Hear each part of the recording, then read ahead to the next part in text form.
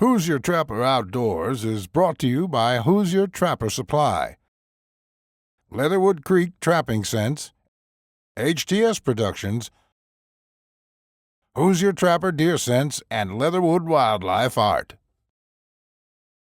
All right, thanks for joining us this week, episode 10, season 3 of Hoosier Trapper Outdoors. We got a lot on this show. We've got follow up on the trap location we set on the last show. We've got Justin on the Coyote line. We've got a 3 product highlights, and then we also have fur handling on muskrats, skinning, scraping, and stretching. So hope you enjoy the show.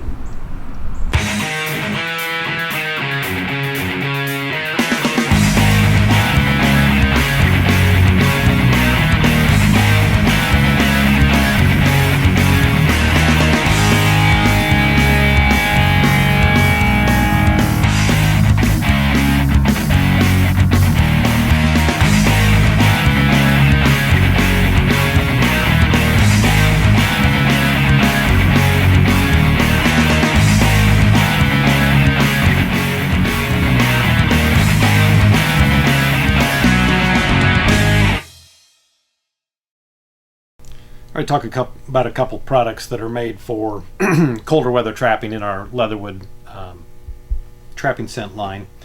The first one is Predator Magnet. It will work in milder weather, but it's fairly stout, and it's better in colder weather. It'll reach out better. You always got to remember that cold suppresses smell. So even if the air is somewhat warm, you're putting your lure generally on frozen or very cold ground, so immediately that lure is zapped of some of its effectiveness. So the stronger lures are better for colder weather, and certainly once the sun goes down, it's much colder too. So Predator Magnet's a good consideration for the type of weather that we have now on through the rest of the season. The next one is Predator Seducer, and it's kind of designed for January, February type predator trapping, particularly coyotes, more in the breeding time of year. It will work now. Good stout, strong stuff. You guys have good luck with it in the month of December as well, but it was originally designed and still probably most effective in January and February. Then we also have our long distance predator. It's the skunk-based LDC, which typically you find quite commonly in trapping lure lines. This, typically you would use 10 foot from your set, up on a fence post or on a tree or piece of weed or whatever, and then call them to your set, and then you would have a different lure or milder lure at your set. Once it gets cold like this, particularly, here we are December 8th, from this point on, you can use this typically right at your set. It'll be just fine. If you use it, sometimes in milder or warmer weather at the set, it will actually cause them to shy away, may cause them to roll in your set. So it's this is something you need to wait and basically use this time of year. So that's the long distance. And then also in our Leatherwood, in our Top Dog Predator bait, we also have an Arctic version, and it basically has some skunk mixed with it. It's the same as our standard Top Dog bait, but we've actually added a little bit of skunk to this one for colder weather down in your hole. To be honest, we pretty much stick with the standard Top Dog through the entire season because we'll just add this long distance to it. But this is an option that we make available, that the Arctic version for cold weather. It is made for cold weather trapping down in the hole, and just give you another option on your bait. So these are definitely some things to consider now that we're in the cold part of the season.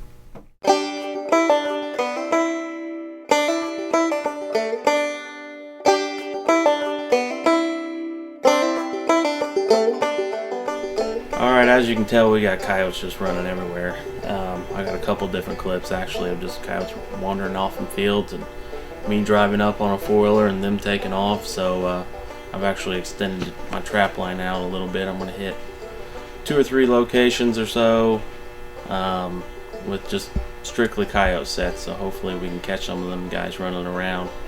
But as you can tell right now, we got us a nasty mud ball mess here with this coyote. It rained all day, all night. Somehow the bait and lure still was working and brought him right to the set and had him. Top Dog Predator bait and Vixen Elixir. that's what I was using on that particular set, and we're just gonna take care of him. Remake. I'm not gonna remake right where it was just because of how messy it is. I'm gonna just move right outside that catch circle there and make a brand new set with a fresh trap, and hopefully we got some action going on this week. So make sure you tune in for the next episode, see how this week works out for me out there on the trap line. And yeah, we're gonna take care of him and wash him in the creek. There's no way to no other better way to do it is just get down there and get him washed out and dunk him a few times and put him out in front of a fan, dry him out so we can skin him.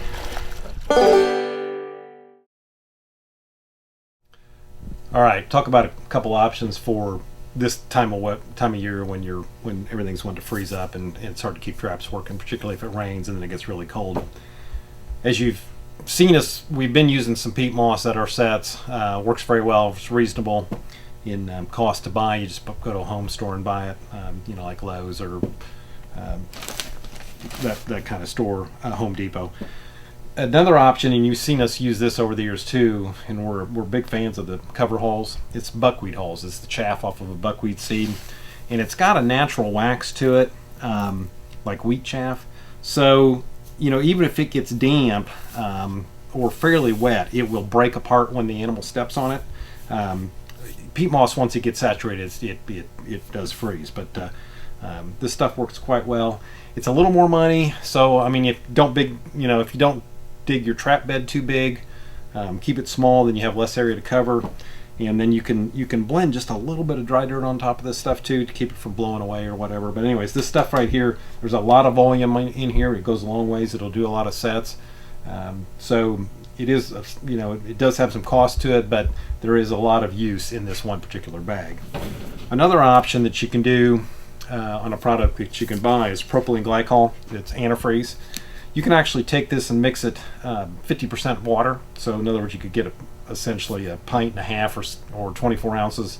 32 ounces. You can basically a quart out of this 16-ounce bottle of propylene glycol. So that's a good liquid antifreeze. People do use it. It does make a little bit of a wet look to your set, but it may be something you might consider maybe on your trap bed area, in that area right there, and then maybe go to a different cover up above. But that does work as an antifreeze, and like I said, glycol, propylene glycol, that's what that is antifreeze. It doesn't have any smell to it or anything, so works quite well. And just a couple considerations now that we're approaching this time of year where it's hard to keep sets working. All right, I want to talk about this location that we set up on the last show. I think this is the 9th check day on these two sets, and they have not connected. They really haven't had much action at all. No visits, no commitment or anything like that. I think at one point we had a skiff of snow on the ground, no tracks, no indication of animals around. We get calls all the time about people saying, hey, I'm not catching anything, nothing's going on, should I change lures or whatever. There's a couple answers to that. One, if there's nothing coming by, changing a lure is not going to make any difference at all. So you got a couple options. One, you can just wait it out and keep checking them. Basically, we got to come by here every day, so we're just going to go ahead and continue to look at them for a couple more days. The other thing is just pull up and move to a completely different location. When you do these trap lines before work, your time is so limited, so you only may have 1, 2, 3 different locations set. So obviously the odds of you making a catch certainly daily are pretty slim on a coyote line, and the odds of running into locations like this that are just stale are good too. The thing about this time of year, and we're winding down out of it, but deer season puts a lot of gut piles, dead deer, dumped deer, deer hides that have been dumped along the road, all kinds of stuff out here for these coyotes to eat. So we're competing against that. So the coyotes are well fed. They don't have a particular interest necessarily in coming to sets, baited sets. So, if you were snaring, it'd probably be more productive at this time. But, that's something that you got to deal with. I've set this location for years and years, and it produces most years. There have been some years that are similar to this that are stale. This location right here that I'm standing right by is kind of a sentimental location. Years ago, I caught my first coyote I ever caught right here, and then a number of years later, Jake set it, and he caught his first coyote that he ever caught in this particular spot. So it's a cool location, and it's easy to set. It's close to the shop, and it's just a short walk over the hill. So we'll probably check it for 2 or 3 more days. That'll give us basically, or 4 more days or whatever. That'll give us almost a full week of checking, and we'll make a decision on whether we're going to stick it out here or move on. It's not anything that we're doing wrong. It's just circumstances of trapping and where the animals are and where they're moving, and what frame of mind they're in. So for those of you that call and think that you're doing something wrong, you're not. It's just the way things are. So anyways, that's just part of trapping. All right, this is actually kind of a reminder product highlight. And for those of you that have been trapping for a long time, you're fully aware of these and know about them. For you, the newer trappers, though, they're generally overlooked. It's a number 11 long spring, double long spring with the double jaw. This is an excellent coon trap, and it also works great on muskrat and mink. So, when you're water trapping and you have the opportunity to catch all 3 of those animals in one particular location, this is an excellent choice. Since the dog proofs have come out, and they're, no argument, they are incredibly effective and easy and efficient on raccoons, but they are muskrat and mink proof. So this gives you another option. When you're going down the creek and you're making sets, you might want to consider throwing in a few foot traps too, because you've got your dog proofs or whatever, and then, like I said, they're other animal proof. So these right here will catch those, catch mink and muskrat and coon too. It's got the double jaw punch out in there. Primarily just keeps this area right in here small so the coon can't get in there and work on his foot. But it's got more holding power than a coil spring trap because of the design of the springs, the way they're designed. And of course it's on both sides. But anyways, just an excellent trap.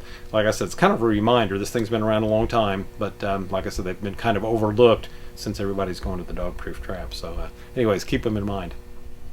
All right, this is the coon that we did on the last episode. It has had the opportunity to dry about 10 days, and typically you don't need to leave them on that long if the room that you have is got some heat, and you normally want them around 60 degrees or so. So anyways, it's nice and dry. You can feel the ears; they're very well set up. I know in advance that the tail's dry too, but the tail's really the last part that dries. So we're gonna take it off the board here. See, it's nice and set up too. And you can see that cardboard. Look right there, how much grease that piece of cardboard actually pulled out of there. So so that works quite well in flattening the tail out and.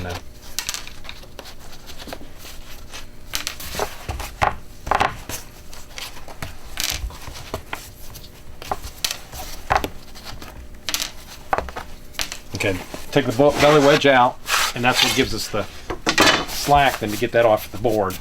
If it still feels a little bit stubborn, you can take them and just give them just a little bit of a tap on the ground like that, and that'll typically loosen that up enough, and we can just get it right off of here, thankfully, hopefully.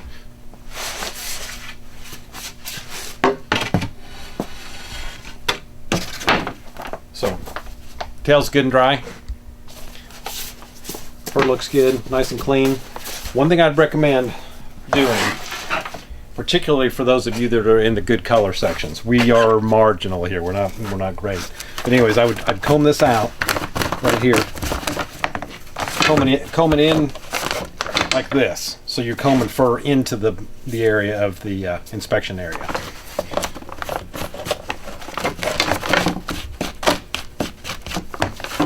And that gives that nice look there. And then for those of you, like I said, that are in the good color section areas, go underneath the legs here, under the flanks, and pull that flank fur. Go underneath the flank areas and pull that flank fur out like this, and that'll get those silver tip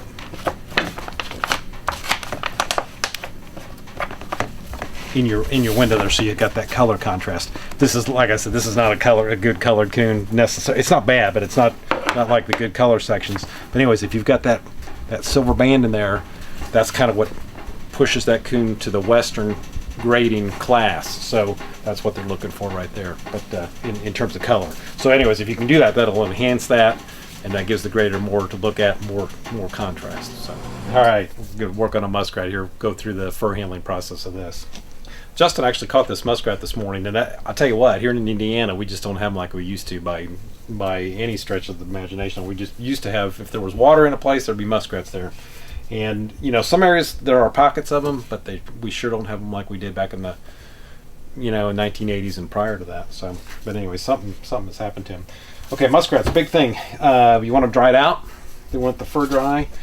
Typically what we do is try to get them as dry as possible before we even come in here, and we set them up on milk crates and put fans on them and get them blown out and dry.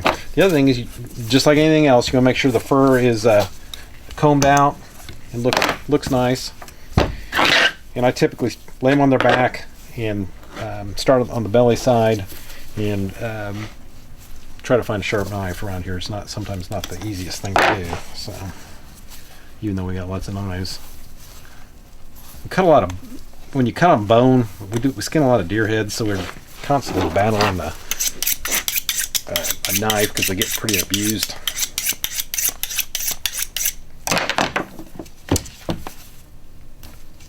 So you start at the heel, and we're not going around the leg like I've talked about in the past. We don't do that. We don't need to do that, particularly on these things. Okay, so we got the slit from the heel to the tail, both sides.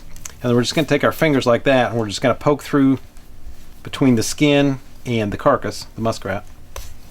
And then we're just going to pull out like that and pull down. Same thing on the belly side, just go through, pull like that. If you get a little bit of the tail, that's actually good because then you can put your stretcher hook in that.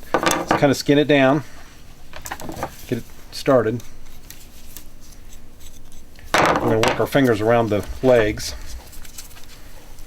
You can do this, or you can go the other way, but we're gonna remove the fur. And see, we didn't cut around there, and if you just take that, it'll just pop right at the right place, right there. That way you're not cutting on top of fur, which also dulls your knife. Not as bad as cutting on bone, but anyways. And then that just pops loose right there too. Okay. Take the muskrat by the head and take him by the back of the fur. We're gonna actually just set him right on his butt, just like that. I'm going to push that through, push his head right through the skin. So basically here we are. Here's the skin line right here. Take your hand and just kind of separate that out like that. If you just went to pulling, you're going to probably pull this intestinal cavity opening. You're going to just have intestines and guts laying everywhere. You can get it done that way, but this way is easier and not near as messy. So, and you just pull that away like that. Pull till you got front legs. There's the front legs. Remember, we didn't cut around the front legs. We're going to work our thumb around there, and they'll just automatically pop where they need to break, just like that. Same on that side, just like that. Okay, we're going to lay him on his belly, head up, and you'll notice we've got this tendons and whatever on the side of the head. If you just cut right there, there's an ear. Another ear right there. And then you just cut right in front of that, and there's an eye. If you enlarge the eye hole, it will not affect the price. It doesn't look as nice, but and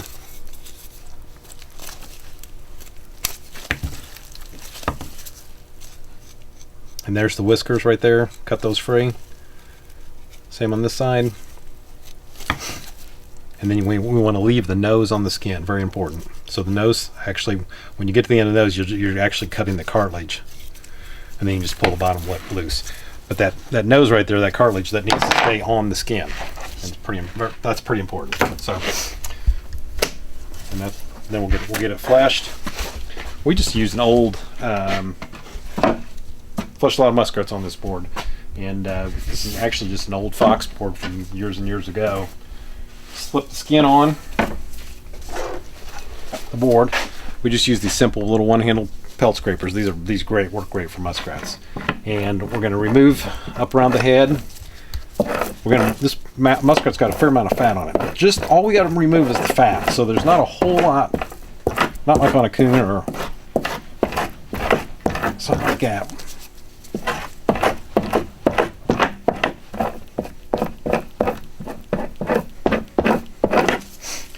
Now, you can turn the skin, or we can just turn the board over.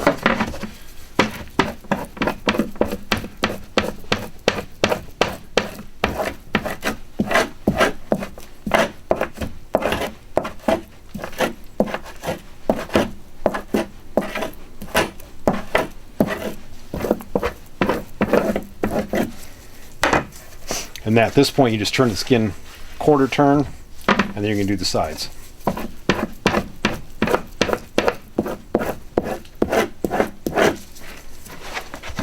Same on this side.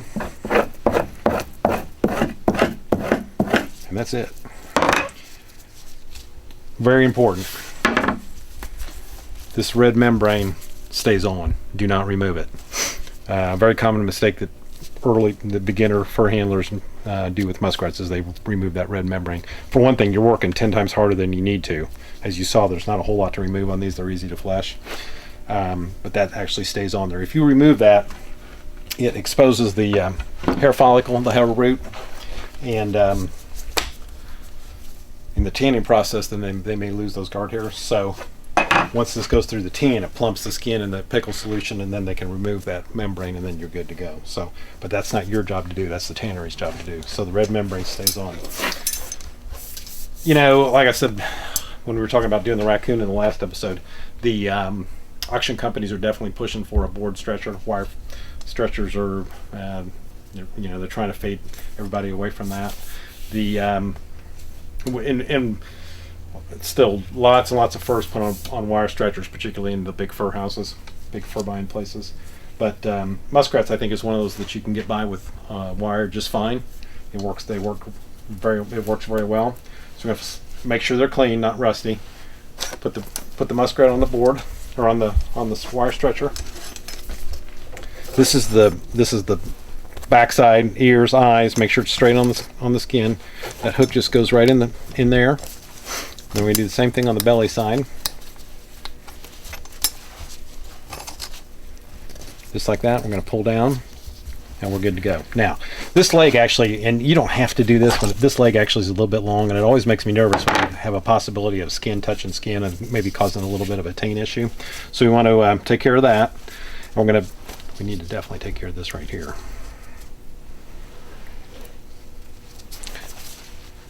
Loosen that up just a hair. Very important that this nose stays on above the stretcher like that. So, all right, got something to put in the nose. We're just going to use a little T-pin.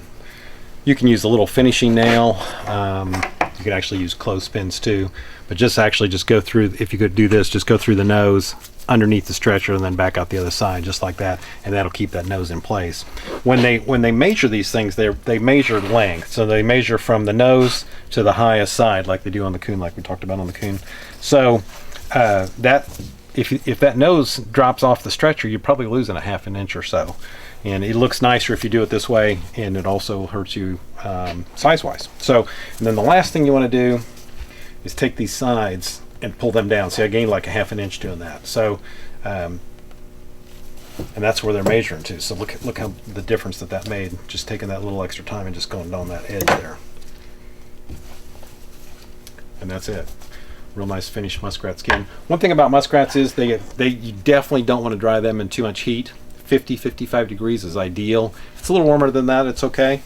If you dry them in too much heat, they get real boardy-like, real brittle feeling, and ideally you want that nice soft feel to them. So anyways, that's a well handled muskrat skin. Next episode we'll take it off and comb it out, and we'll go through that. But at this point it's ready to dry. 3-4 days and it'll be good to go. So anyways, that's it. Hope you enjoyed the show. We've got our catalog. It's available through our website, HoosierTrapperSupply.com. You can request one through the site, or you can actually print your own off the site, or you can give us a call at 317-881-3075 and request a catalog. Our website is HoosierTrapperSupply.com. Our next show will be on the day after Christmas, December 26th. We'll see if Justin can connect with some coyotes between now and then, and we'll look forward to bringing that show to you.